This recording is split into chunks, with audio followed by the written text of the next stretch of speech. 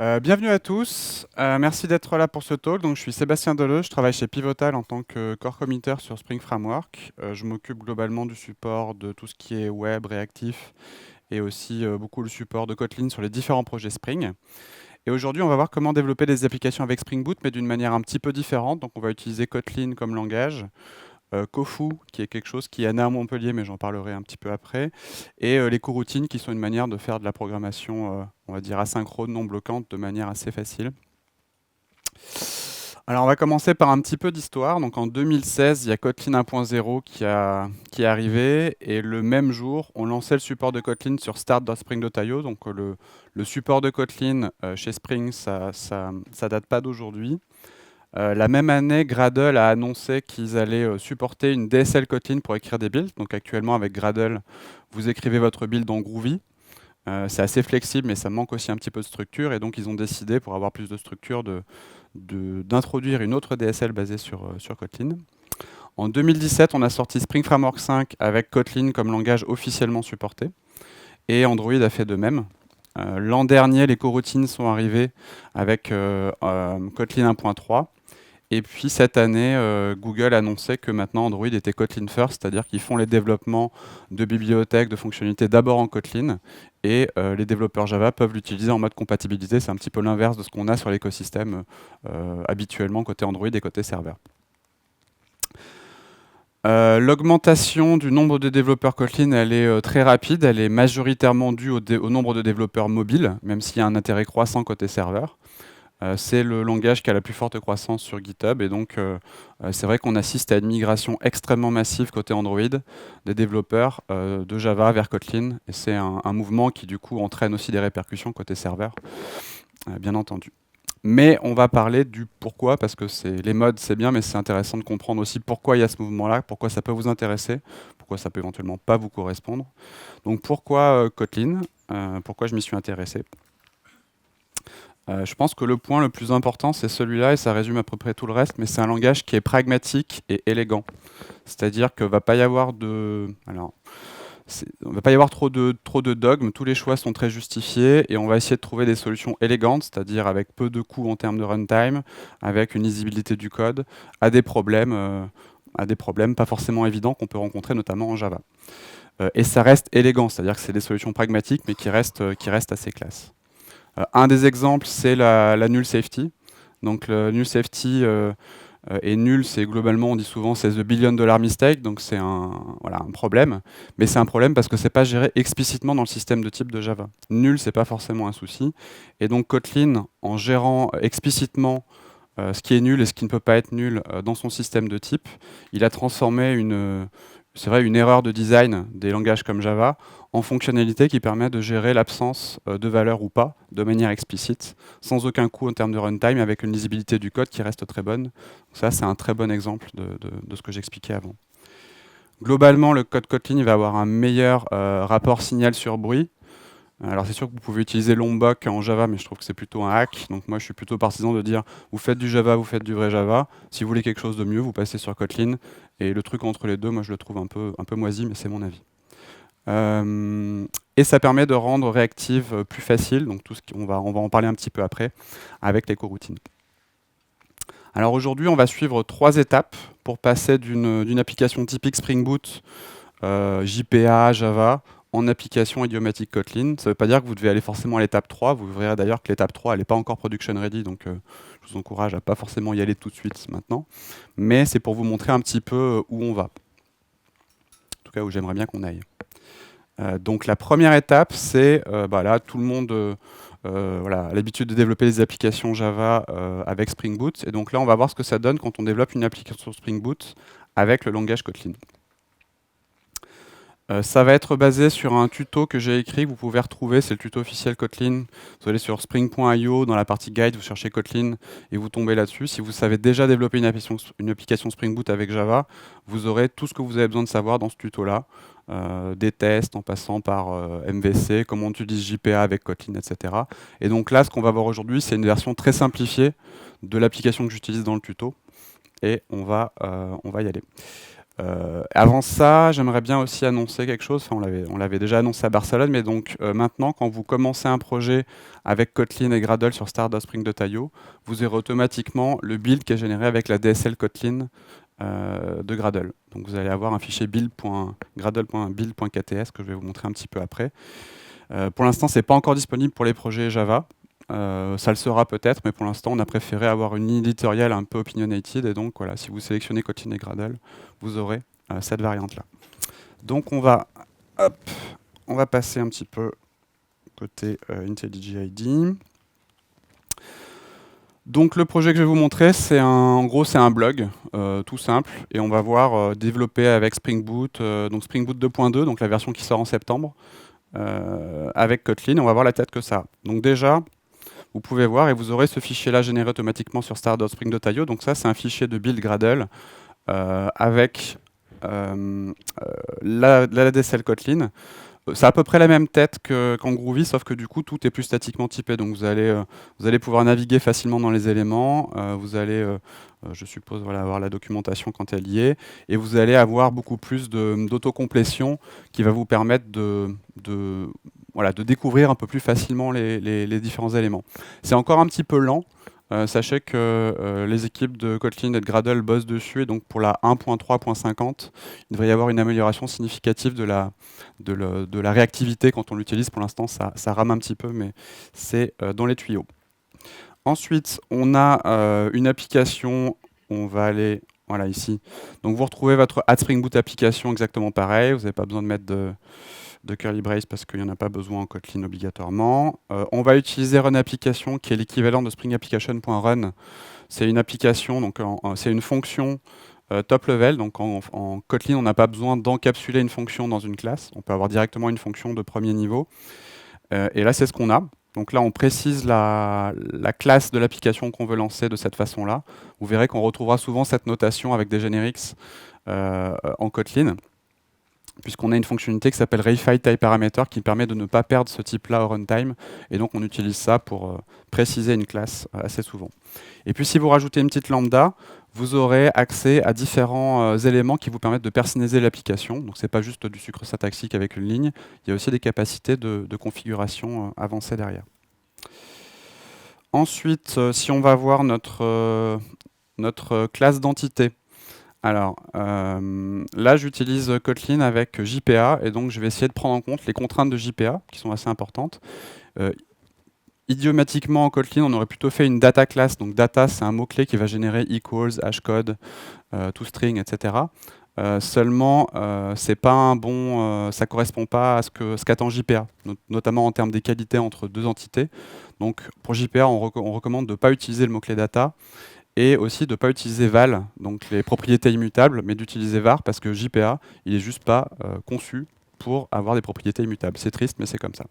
Donc on prend en compte ces contraintes-là, on n'applique pas bêtement des automatismes. Voilà, il faut vraiment réfléchir à ce qui est adapté à JPA. Donc là, on reste là-dessus. Vous voyez que les types ils sont suffixés. Quand je disais qu'on gérait la null safety, c'est-à-dire que auteur, content, etc., on ne pourra jamais mettre de valeur nulle dedans. Et si on veut mettre une propriété nullable, on va utiliser ce point d'interrogation en suffixe. Ça va correspondre un petit peu à optional de long en Java. Sauf que du coup, il n'y a pas de wrapper, il n'y a pas de coût runtime, la lisibilité est très bonne. On a également des paramètres, donc là oui, cette syntaxe-là qu'on utilise, qu'on peut retrouver d'ailleurs aussi en Scala, on va déclarer en même temps les paramètres du constructeur et les propriétés en une fois. Et on peut avoir des paramètres optionnels, c'est-à-dire que là, slug, added at et id, s'ils ne sont pas précisés, on va automatiquement prendre la valeur par défaut qui est précisée ici, plutôt que de faire des versions overloadées des constructeurs. Donc pareil, en termes de lisibilité, on est pas mal. Vous voyez que là, il y a une méthode un peu bizarre, c'est toSlug. Donc là, clairement, title, c'est une chaîne de caractères. Il n'y a clairement pas de méthode toSlug. Et en fait, là, pour ça, j'utilise des extension functions. Donc Kotlin, il nous permet de rajouter des méthodes à des types existants. Ça permet de remplacer les classes abstraites avec méthodes statiques. Et ça nous permet de rajouter des méthodes sur des types. C'est plutôt pratique. Nous, on utilise ça côté Spring pour vous fournir des fonctionnalités spécifiques à Kotlin dans tous les types Spring existants sans pourrir le code Java. mais vous pouvez, et à mon avis, vous devriez l'utiliser aussi pour votre application, pour améliorer la lisibilité. Ça permet aussi de respecter le découpage en couches et de faire des trucs un petit peu malins. Donc voilà. Notre contrôleur, il a à peu près la même tête qu'en Java. On va favoriser en Kotlin l'injection par constructeur, encore plus qu'en Java. Quand on a un one-liner, on va utiliser cette syntaxe avec equals. En fait, je peux préciser le type explicitement. Donc je peux écrire iterable de c'est quoi, d'article. Voilà. Je peux le préciser explicitement, mais vu que Kotlin est capable de l'inférer avec son inférence de type, moi ce que je vais faire, c'est j'évite de dupliquer l'information inutilement, et j'ai activé, c'est pas activé par défaut, mais dans les propriétés d'IntelliJ IDEA, vous pouvez activer pour qu'il vous affiche le int de type déduit, le type de retour. Comme ça, vous avez le meilleur des deux mondes, vous avez le type affiché, mais vous n'avez pas besoin de l'écrire, de le maintenir, et vous utilisez l'inférence de type de Kotlin.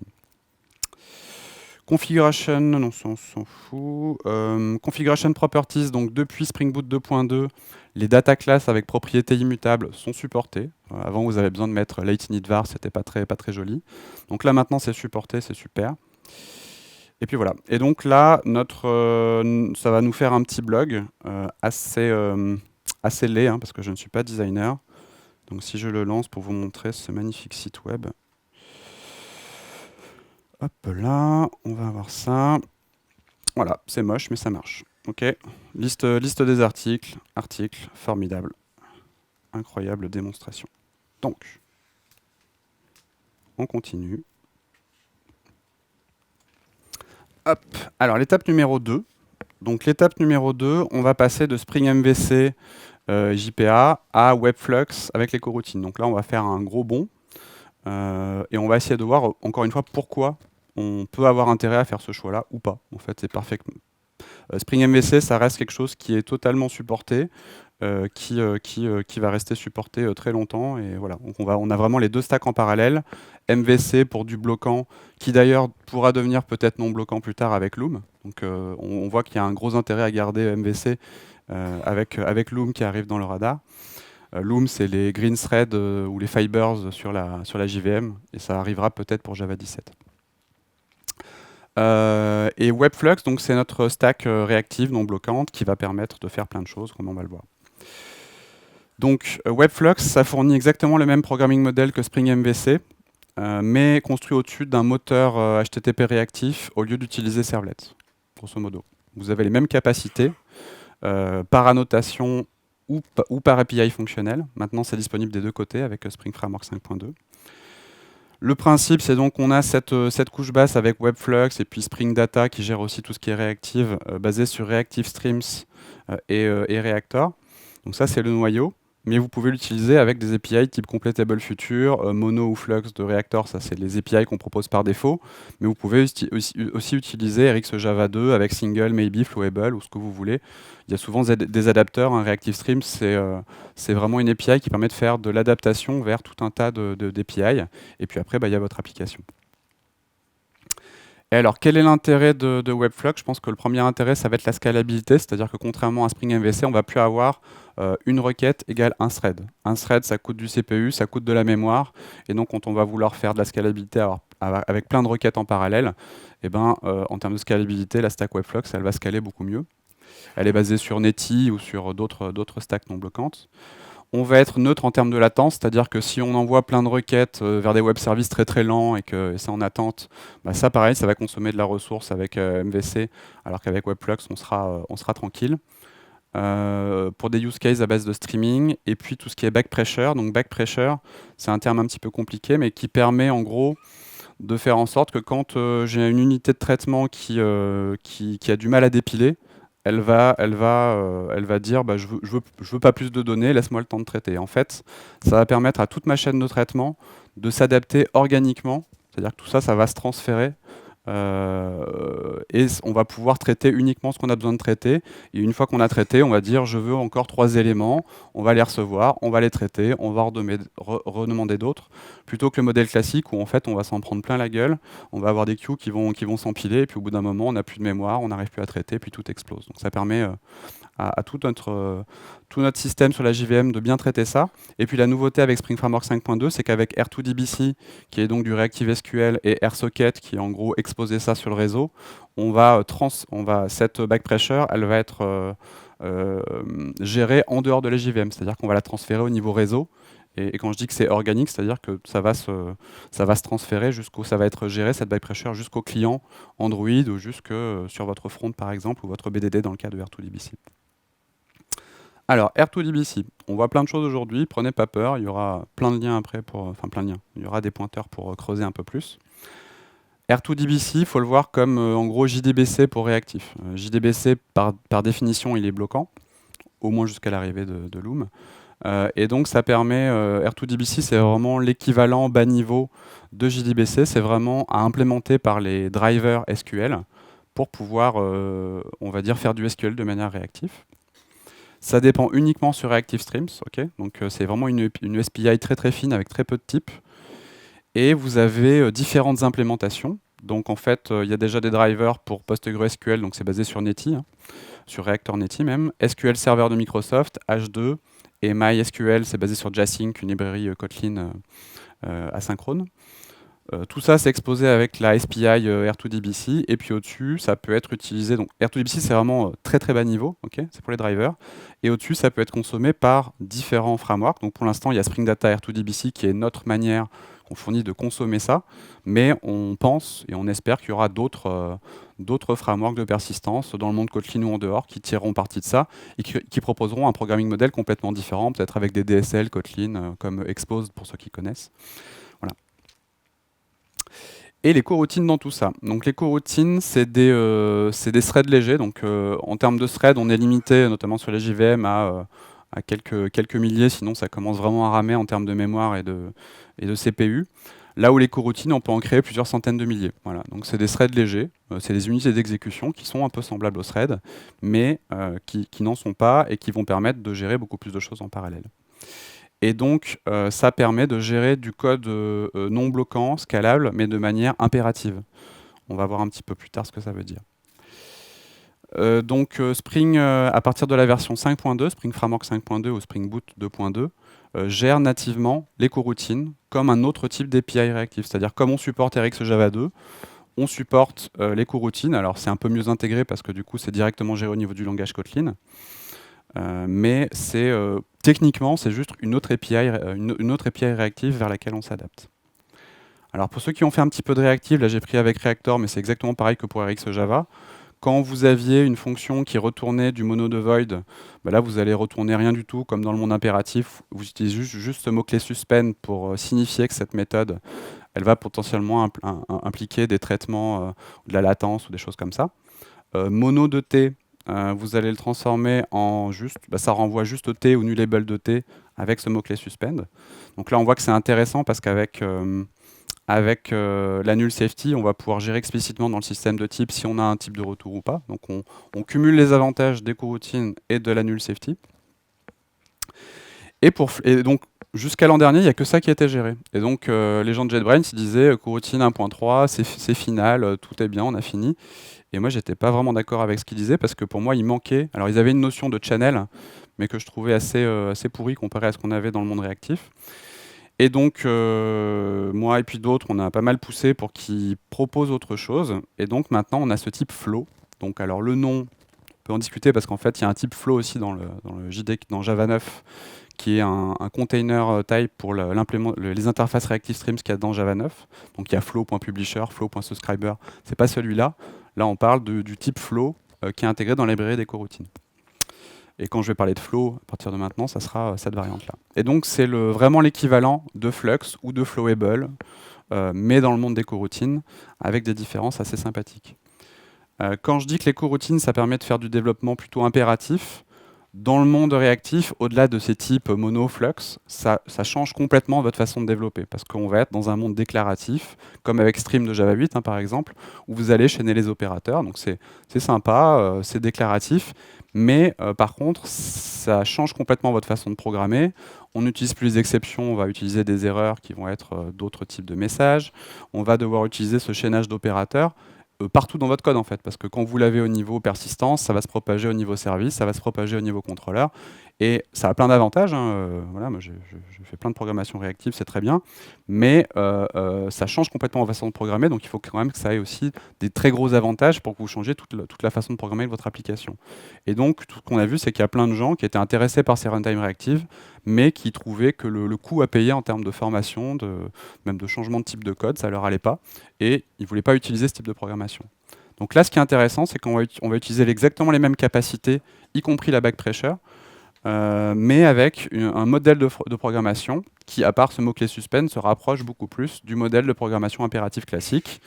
Et vous voyez qu'on va avoir un code qui est procédural, classique, voilà, avec des exceptions, et on va être sur un code beaucoup plus proche de ce qu'on a d'habitude. Il y a quand même des spécificités, notamment ce qu'on appelle structure concurrency, qui permet de gérer la concurrency de manière explicite. Là, vous voyez que j'ai mis un with timeout.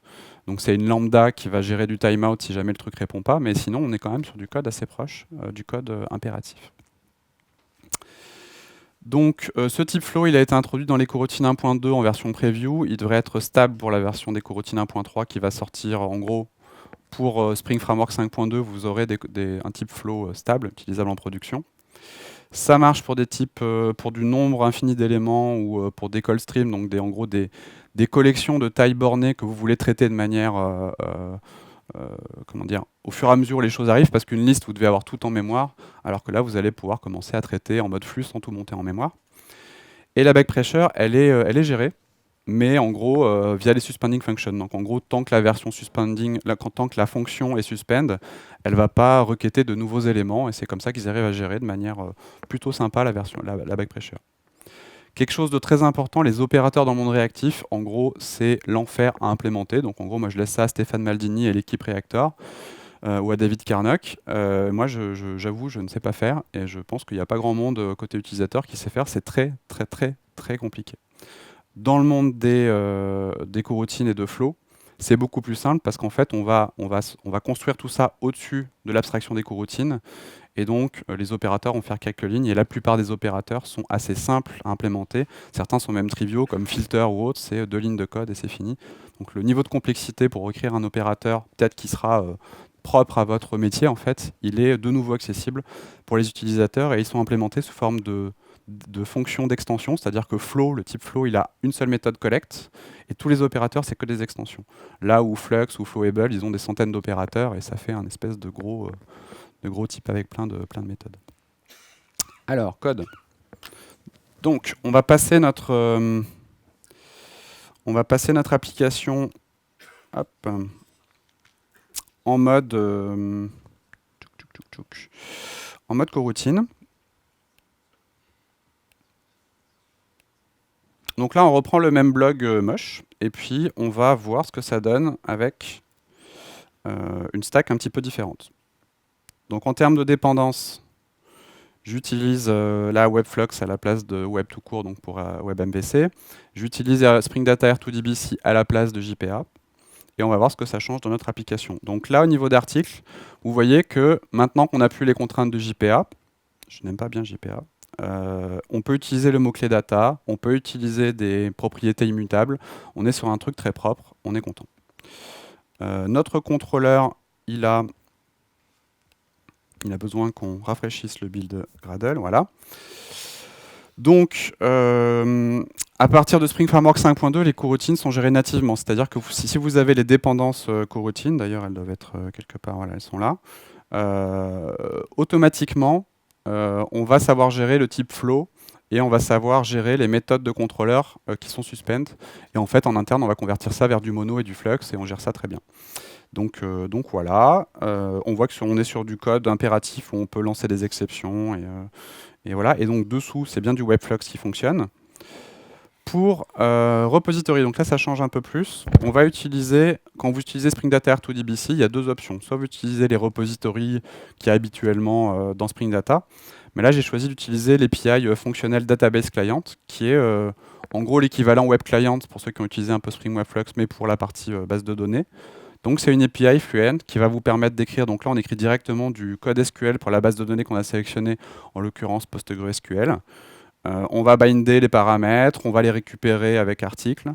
Voilà, ça fait des trucs assez sympas. C'est pas un ORM complet, donc c'est-à-dire qu'il va pas y avoir, pour les relations un peu plus complexes, many-to-many, etc., one-to-many, vous allez gérer les trucs plus à la main. Voilà, c'est pas magique. Peut-être qu'on rajoutera des capacités de gestion de ça, mais ça fait bien le job, c'est performant, on peut utiliser les fonctionnalités natives de la BDD. Voilà, tous les avantages d'utiliser une stack un peu plus bas niveau pour la partie data. Et en fait, ce database client, c'est le type réactif, et en fait, vous voyez que par défaut, ce truc-là, il va renvoyer du mono et du flux. Et donc la façon dont j'ai implémenté le support des coroutines dans Spring, c'est qu'avec des fonctions d'extension, on va garder les mêmes types. Donc on ne va pas introduire des coroutines type de partout, mais c'est juste des extensions fonctions qui vont rajouter des méthodes à base de coroutines sur les types réactifs. Donc là, vous voyez qu'on a un await first or null qui est une suspending function. Et donc tout le support des coroutines, il est fait comme ça. On a des fonctions qui sont proposées juste aux utilisateurs de Kotlin qui leur permettent d'avoir du code plus impératif. Là, je ne vous ai pas montré tout à l'heure, mais la version réactive, c'était en gros .zen, .zen, .zen, parce qu'on avait besoin de chaîner les opérateurs séquentiels. Là, on écrit du code classique. On a ce petit icône qui nous dit « Attention, là, c'est du suspending function call », mais sinon, en termes de code, on a une tête de code classique, on va dire. Voilà. Donc là, on va utiliser les capacités de cette stack réactive pour faire un truc, genre, on va simuler le fait qu'on requête un web service distant, qu'on va supposer lent, pour ajouter des commentaires. Okay, on a un web service fait par un prestataire extérieur. Là, en l'occurrence, on va le faire ici. Donc, on va créer... voilà, je ne suis pas Josh Long, donc j'utilise des live templates, excusez-moi. On va créer un command controller. Ça, c'est juste pour simuler un... Hop là. On va faire... C'est quoi? C'est le command... coroutine controller, voilà. Donc là, on rajoute un contrôleur pour simuler le truc distant. Au passage, on peut voir que flow, c'est assez marrant parce que, vous voyez, on utilise un builder de flow, et en fait, dedans, à l'intérieur de ça, on utilise du code impératif, c'est-à-dire que là, j'ai ma méthode delay qui est une méthode qui est une suspending function, et qui va arrêter non pas le thread, mais la coroutine, pendant 100 millisecondes. Après, j'ai une bête méthode emit pour émettre un élément. Ensuite, je réarrête. Je peux faire des boucles for, while true, etc. Je fais ce que je veux, en fait. Donc, c'est plutôt intéressant, ce mix des patterns ReactiveX et des coroutines. Donc là, je vais modifier, vous voyez mon contrôleur HTML qui m'affiche mes belles pages avec moustache comme système de template. Pour l'instant, quand j'affiche un article, il fait juste un espèce de rendu où je vais en gros transformer un peu mon objet, mon entité, pour notamment afficher le format de la date, etc. Donc là, ce que je vais faire, c'est que je vais rajouter une liste de commentaires. Et ici, plutôt que de faire juste un bête rendu comme ça, je vais transformer ça en quelque chose qui va faire un appel distant. Qui va faire un appel distant. Alors attendez, je vais vers mon supposé web service de commentaires. Donc je rajoute un builder de web client. Encore une fois, dans le monde des coroutines, on utilise les mêmes types qu'en réactif. Je n'allais pas vous imposer de réapprendre d'autres types. Donc on utilise web client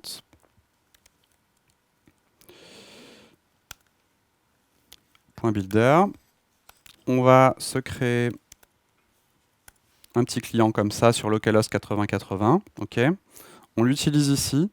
Point important, les extensions de fonctions, il faut les importer. C'est comme des imports statiques. Ils n'arrivent pas magiquement. Ils sont proposés par l'IDE, mais vous devez les importer explicitement. Donc je rajoute mes petits imports. Comme tout à l'heure, j'utilise l'API Web Client classique et j'ai juste rajouté des fonctions qui vous permettent, qui sont souvent préfixées par await par convention, qui vous fournissent des fonctions impératives utilisables en mode coroutine. Et là, je vais donc requêter le web service distant pour récupérer les commentaires en JSON, récupérer le body qui va être désérialisé avec Jackson, et puis je le claque dans mon code. Et ce qui est intéressant, c'est que j'ai absolument pas besoin de modifier ça ça reste du code impératif. J'ai juste la petite icône là qui apparaît pour me dire, bah là, il y a un appel distant. Et, voilà. Et donc, normalement, mon blog moche devrait fonctionner. Je le lance.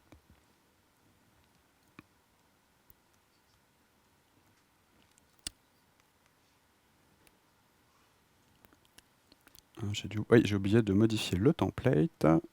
J'y retourne. Donc là, je rajoute mon petit template moustache pour afficher la liste des commentaires que j'ai récupérés en JSON en distant. Devant vos yeux ébahis, on a la liste des commentaires, c'est incroyable. Voilà, donc après vous pouvez l'appliquer bien sûr à vos cas d'utilisation. Vous pouvez gérer les trucs en mode flux, faire du server sent event, du AirSocket, des choses beaucoup plus sexy, mais c'est juste pour vous montrer le principe. Voilà, donc là, on arrive à un état où ça, c'est utilisable en production à partir de septembre de cette année. Le support des coroutines est intégré dans Spring Boot 2.2. Partout où vous avez une API réactive dans le monde Spring, vous aurez une API coroutine. Si ce n'est pas le cas, vous créez l'issue et puis je m'en occupe. Vous pouvez aussi la soumettre en pull request. Mais globalement, c'est à peu près géré de partout. Donc là, on arrive sur un truc qui va être plutôt expérimental, pas encore utilisable en production, plutôt long terme, mais vous allez voir. Donc on va transformer une application, donc notre application classique Spring Boot qui est développée avec des annotations, qui utilise l'autoconfiguration Spring Boot, qui utilise des conditions genre telle dépendance Jackson et sur le class pass, alors active le support, tout ce qui vous permet, on va dire, d'être efficace avec Spring Boot. C'est très sympa, très efficace, mais avec Kotlin, on a un moyen avec des DSL de configurer tout ça de manière explicite. Et donc c'est ce qu'on va faire avec ce qu'on appelle Kofu. Donc, avant de partir sur Kofu, deux choses. Spring Framework 5, il fournit deux DSL Kotlin que vous pouvez tout à fait utiliser dans Spring Boot en production. Voilà. La première DSL, c'est la DSL Router, qui est une alternative à AddController. Voilà. Vous pouvez faire AddController avec AddRequestMapping comme vous avez l'habitude.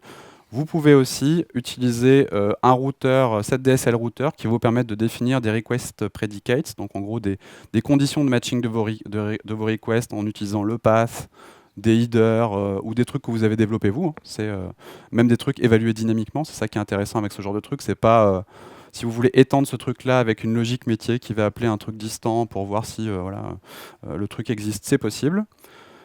Vous utilisez après des méthodes références où vous mettez directement l'implémentation de votre handler. Mais voilà, ça permet une autre façon de décrire vos routes web, en fait, tout simplement. Qui est peut-être plus proche de ce que vous voulez voir, ce que vous voyez dans le monde, je sais pas, JavaScript ou Ruby. L'autre DSL qui existe, c'est une DSL pour définir des bins, parce que les bins, c'est jamais rien que des factories qui sont des suppliers en final. Donc, vous avez cette DSL qui vous permet... C'est un peu un mix entre Java Config et le bon vieux XML, sauf que là, on écrit les choses avec du code en Kotlin. En gros, on va définir là un bin de type foo. Donc là, quand on va demander un bin de type foo, il va être créé automatiquement. Un bin de type bar, et là, on voit il va être automatiquement, on va avoir de l'auto-wiring de paramètres de constructeur automatiques. Okay, donc là, Spring va être assez intelligent pour faire ça. Vous pouvez également, bien sûr, fournir votre propre supplier de bin. Donc là, on crée un bin avec un nom base bin, et on a un supplier. Et dans ce supplier-là, vous créez votre instance avec les paramètres que vous voulez.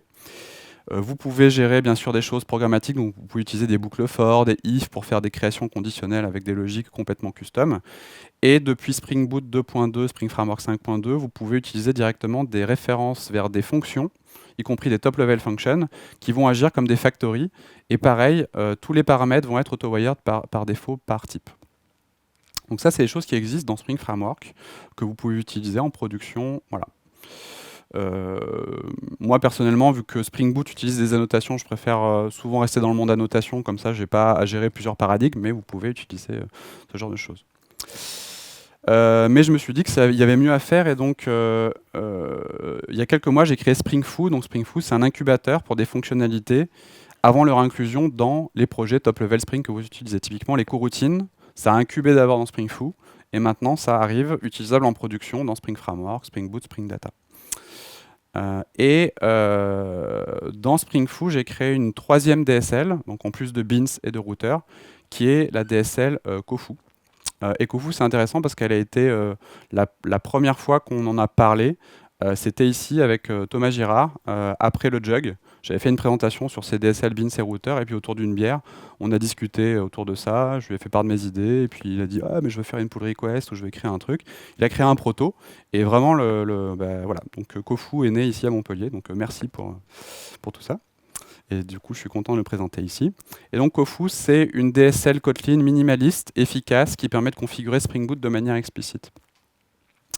Alors, à quoi ça ressemble? En plus de routeur et de beans, on a cette DSL application. Donc voilà, ça veut dire ce que ça veut dire.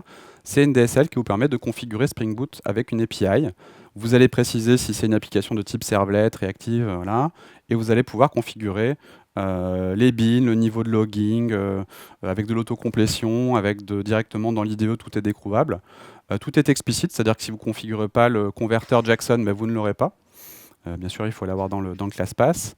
Vous pouvez rajouter des choses un peu programmatiques avec du if, et ça réutilise bien entendu les DSL beans et routeurs que j'ai présentés précédemment. Donc, on va voir ce que ça donne en vrai. Et donc, on va convertir notre application. Donc, on va prendre cette application là et on va la convertir en application avec Kofu. Donc, il faut voir qu'une application avec Kofu, c'est du Spring Boot. Hein. On utilise tout Spring Boot. Par contre,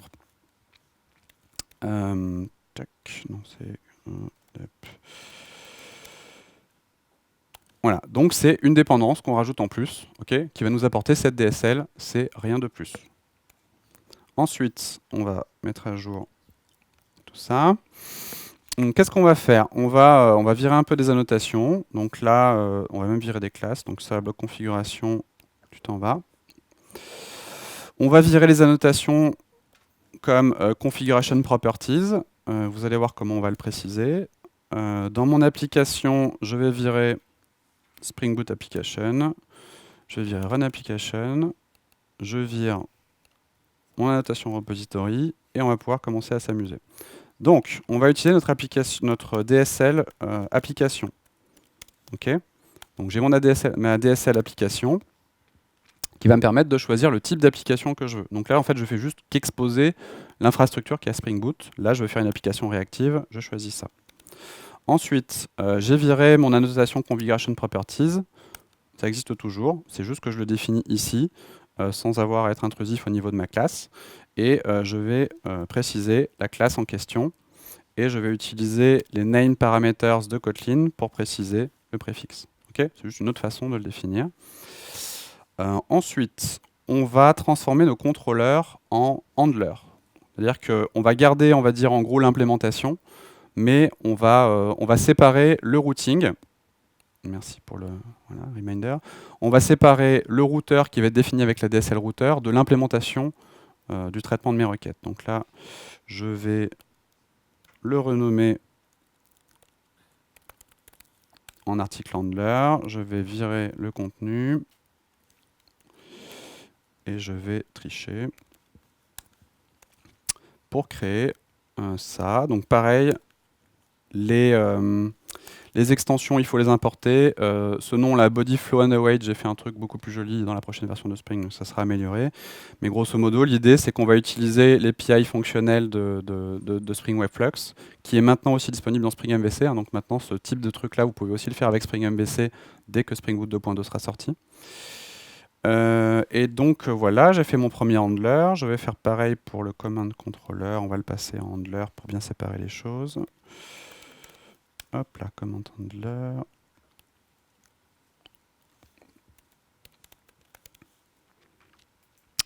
Tchoc.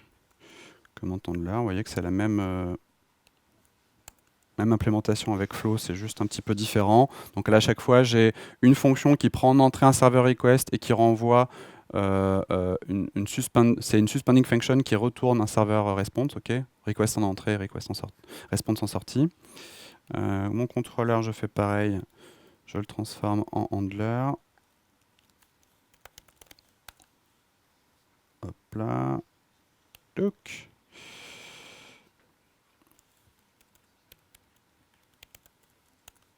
Voilà, donc il a la même tête, c'est juste que j'utilise une API fonctionnelle pour faire la même chose. Ok, on est pas mal. Et donc on va créer notre fameux routeur. Donc là, on va créer un nouveau fichier. qui va contenir le routeur, et qui donc en entrée, donc c'est une fonction, hein, top level function, en entrée j'injecte mes handlers, et je définis mes routes. Alors là c'est du basique, hein, mais l'idée c'est qu'avec l'autocomplétion vous avez accès à différents trucs, vous pouvez... vous pouvez voilà, vous pouvez que combiner avec and, or, not, vous pouvez faire du nested, enfin c'est complètement composable, c'est la fête à la maison. Voilà. On a encore des paramètres comme ça, un peu vilains, pas statiquement typés, mais on essaiera de rendre ça statiquement typé plus tard. J'ai pas encore eu le temps de m'en occuper. Donc là, on a créé notre handler, notre routeur, et donc maintenant, on va les utiliser ici. Alors, on va commencer par la configuration pour la partie data. Donc, un truc très important avec Kofu, c'est qu'on va créer des blocs de configuration, des slices de configuration, et en fait, c'est vous qui avez la main pour les créer. Dans Spring Boot, par défaut, il y a des slices test, non, des slices web, des slices data, pour pouvoir faire des tests d'intégration qui ne prennent pas 10 ans, et qui ne vont pas lancer toute votre app. Là, en fait, vous avez la main pour créer vos propres slices de configuration, et c'est pour moi un des aspects les plus importants de Kofu. Donc là, vous allez définir uniquement les bins qui ont trait à la partie data, donc vous déclarez votre bin article repository, la configuration R2DBC, et puis un listener pour créer les données au démarrage. Tout est explicite, donc il n'y a pas de magie, donc vous allez activer cette data config. Bien sûr, vous pourriez l'activer de manière conditionnelle avec certains profils et tout, mais là on fait simple.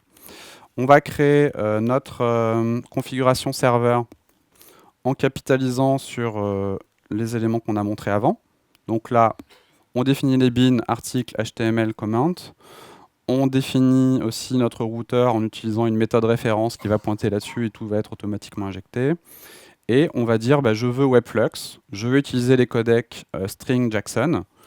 Vous en avez d'autres, hein, vous avez protobuf, vous avez, voilà, vous configurez, et l'ordre que vous définissez va bien sûr influencer l'ordre dans lequel ils vont être pris en compte, ce qui est un truc assez chiant d'habitude avec Spring MVC ou Webflux. Et puis c'est pas juste une fonction, sinon ça servirait à rien. C'est vous avez accès à l'ensemble des capacités de configuration de Spring Boot, donc en fait ça expose de manière découvrable. Là, si je veux rajouter du pretty print, je fais ça, et puis voilà. Et donc ce qui est intéressant, c'est que vous pouvez aller voir là, vous pouvez voir que la documentation pour voir ce que ça fait, et vous n'avez pas besoin de... Voilà, c'est assez découvrable.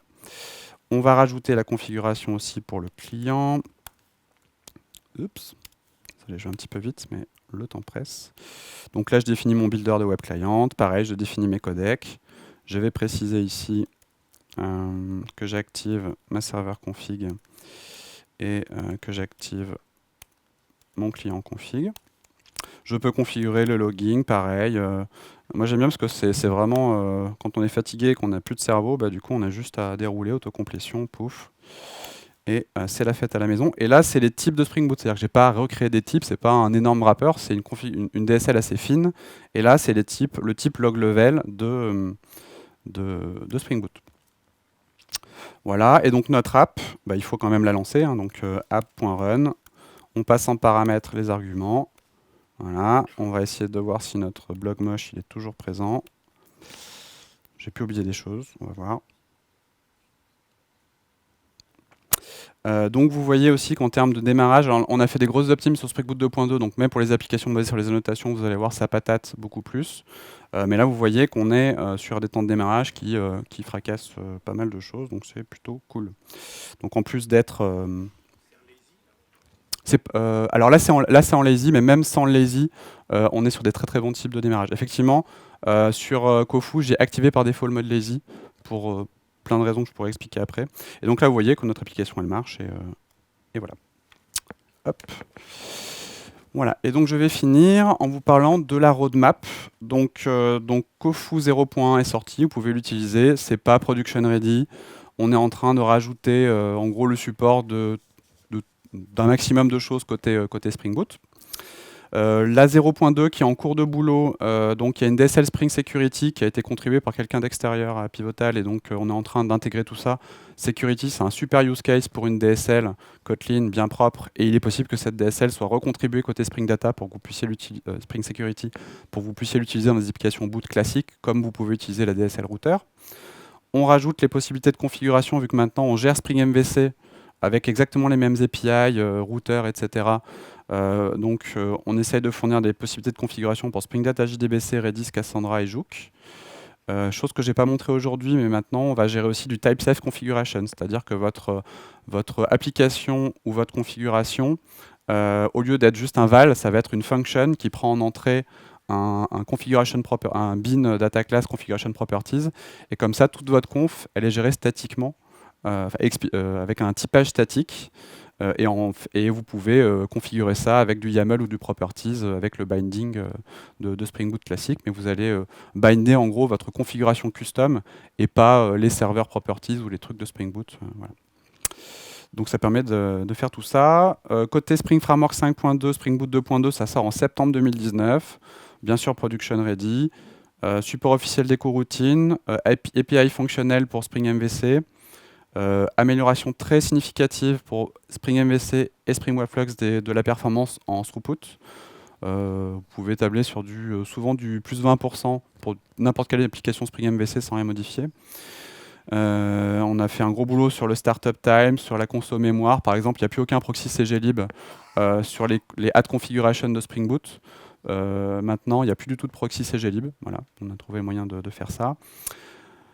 Les data classes supportées pour les configuration properties, et puis quelque chose qui pourra intéresser du monde, j'avais pas mal travaillé là-dessus il y a quelques temps, GraalVM Native Image qui permet donc de compiler notre application JVM en exécutable natif et d'avoir un démarrage instantané et une conso mémoire réduite, bon, au prix d'un gros temps de compilation et d'autres limitations.